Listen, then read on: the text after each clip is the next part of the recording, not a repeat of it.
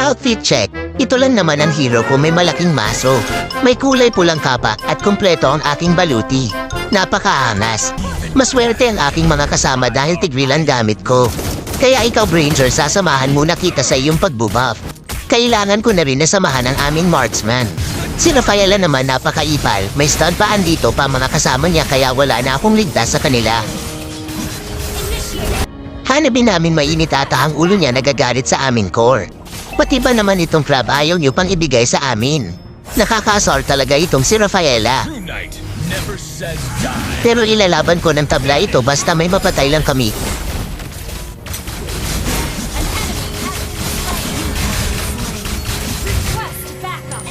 Ang saya naman nun namatay kaming apat.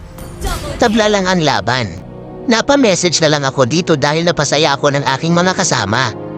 Nakita ko sa mapa may nagpapagong. Kaya agad akong pumunta para manggulo sa kanila.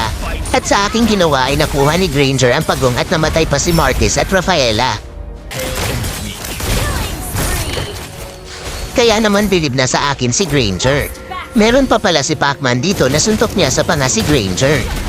Pero huwag ka mag-alala kaibigan dahil igaganti kita. Nambubulo na ang aming mga kalaban dito sa aming mid. Pero dito na nila matitikman ang bagsik ng isang tigreal. Dahil parang ambush lang ang mangyayari, apat ang malalaga sa kanilang miyembro. Sabay punta na kami sa may pagong para kunin ito, aba matapang itong si Carrie. Kaya sasalubungin na tita para naman masaya. Mid pa rin ang trip ng mga kalaban namin. Kaya dito muna ako sa puntong ito nagkamali ako ng set pero may bawi naman kami. Double kill itong si Hanabi namin. Sarap siguro pakiramdam ni Hanabi kasi may tank na umaalalay sa kanya. Pero yung lang andito na pala si Pacman. Sorry sa'yo Hanabi, hindi kita naprotektahan. Sa top na namin ay nagpupush si Carrie kaya agad kaming pumunta. Kaya ako na ang bahala sa kanya dahil malakas ang tsamba ko. Tuloy lang kami sa pag-push sa top nila. At nandito na nga ang mga kalaban namin. At ito na naman ako, napaset na naman ako pero dalawa lang ang nakuha. Okay lang na mamatay ako basta may supli ang aking ginawa. Dito nga ay nagpapayabangan na sila may TP gods na pala. Si Pacman pala ang tinutukoy ng aking mga kasama. Talagang ayaw iwan ng mga kalaban itong mid lane namin. Sabi ko makailangan mapagmasid ang mga kalaban. Dahil bigla ko nalang papakawalan ng aking ulti kaya bagsak kayong dalawa. Ginamit ko ang invisible ko pero si Cecilio nagtatago pala. Sana hindi ka nalang dyan nagtago, ayan tuluyang napala mo. May pagkakataon na kami para mag-lord. Kaya ang ginawa ko ay parang tanod lang. Tamang lakad-lakad lang para pag may lumapit ay sisitahin ko.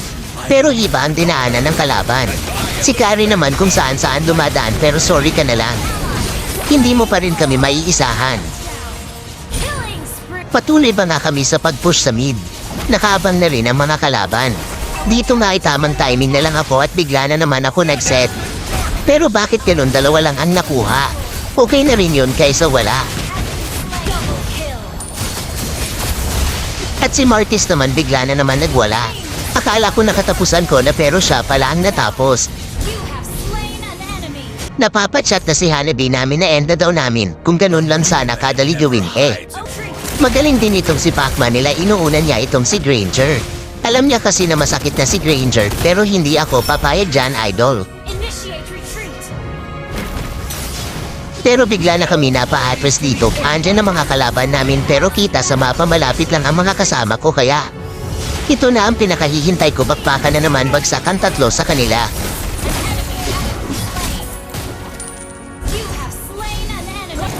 Andito na nga kami dito sa base nila. Balak na namin G tapusin kaso andyan na magkakalaban. At dito na ay mabibigyan na ako pero wait lang, may immortality pala ako kaya kayo atahan na pasubo. Kaya bagsak ang lahat naming kalaban dahil sa napakaganda kong set.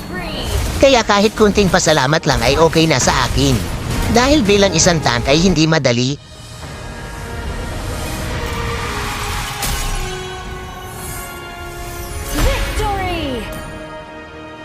Pero ako pa ang MVP sa aming laro.